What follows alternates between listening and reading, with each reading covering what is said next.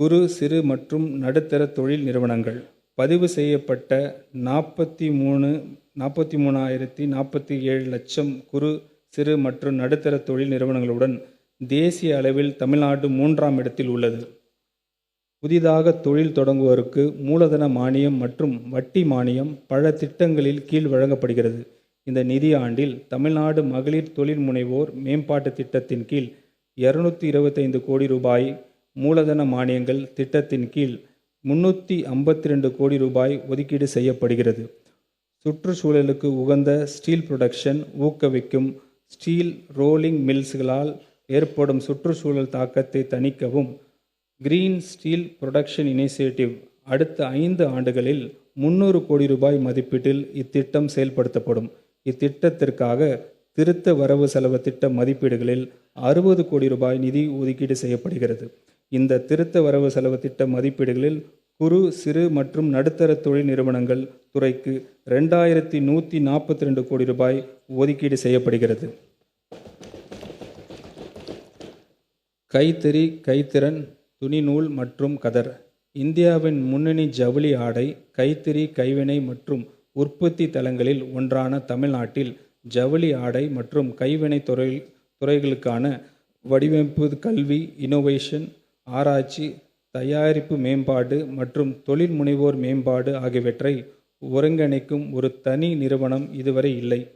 மேலும் தமிழ்நாட்டின் கிராமப்புறங்களில் உள்ள கைவினை கலைஞர் சமூகங்கள் மற்றும் திறமை வாய்ந்த மாணவர்களுக்கு நிதி சிக்கல்கள் மற்றும் சிறப்பு கல்வி வாய்ப்புகளை பெறுவதில் உள்ள சிரமங்கள் ஆகியவற்றால் போதிய வாய்ப்பு கிடைக்காமலும் தேசிய அளவிலான முதன்மை வடிவமைப்பு நிறுவனங்களை அணுகுவதிலும் பல இடர்பாடுகளையும் எதிர்கொள்கின்றனர்.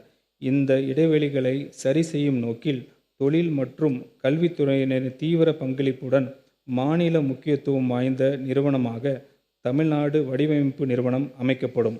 60 கோடி ரூபாய் மதிப்பீட்டில் அமைக்கப்பட்ட உள்ள இந்நிறுவனத்துக்கு அமைக்க விரிவான திட்ட அறிக்கை தயார் செய்யப்படும்.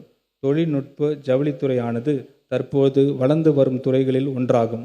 சுகாதாரம், வாகன தொழில், கட்டுமானம், வேளாண்மை மற்றும் பாதுகாப்புத்துறை உள்ளிட்ட பல்வேறு துறைகளில் புத்தாக்க மதிப்பு கூட்டல், ஏற்றுமதி மற்றும் உயர்திறன் வேலை வாய்ப்புகளை உருவாக்குவதற்கான வாய்ப்புகள் இத்துறையில் நிறைந்துள்ளன.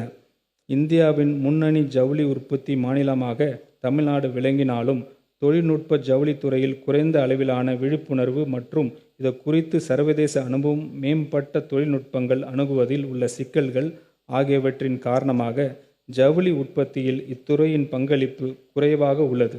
இந்த இடைவெளியை பூர்த்தி செய்யும் வகையில் சர்வதேச கல்வி மற்றும் ஆராய்ச்சி நிறுவனங்களுடன் இணைந்து தொழில் முனைவோர்களுக்கான தொழில்நுட்ப ஜவுளி மாற்றத்திற்கான திட்டம் தமிழ்நாடு தொழில்நுட்ப ஜவுளி இயக்கத்தின் நிதி உதவியுடன் செயல்படுத்தப்படும்.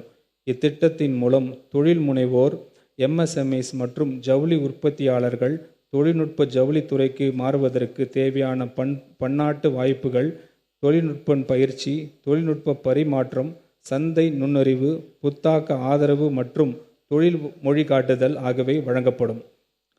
பனை விவசாயிகள் வாழ்வாதாரத்தை பாதுகாப்பதற்காக கோடி ரூபாய் நிதி ஒதுக்கீட்டுடன் தமிழ்நாடு பனை மேம்பாட்டு கழகம் கார்ப்பரேஷன் அமைக்கப்படும். பதநீர் பதப்படுத்துதல், உற்பத்தி மற்றும் வேல்யூ ஆடட் பாம் ப்ராடக்ட்ஸின் ஏற்றுமதி போன்று ஆக்கப்பூர்ணமான முயற்சிகள் இந்த நிதி பயன்படுத்தப்படும்.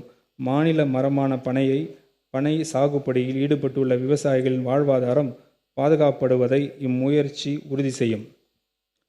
திருப்பூரில் சுற்றுச்சூழலுக்கு பாதிப்பு ஏற்படாத வகையில் பசுமை வழி ஆடை உற்பத்தி ஊக்குவிக்கும் பல கட்டங்களில் கட்டமைப்பு வசதிகள் மேம்படுத்தப்படும். இதற்கான 10 கோடி ரூபாய் நிதி ஒதுக்கீட்டில் திருப்பூர் டெக்ஸ்டைல்ஸ் டெக்னாலஜி சென்டர் அமைக்கப்படும்.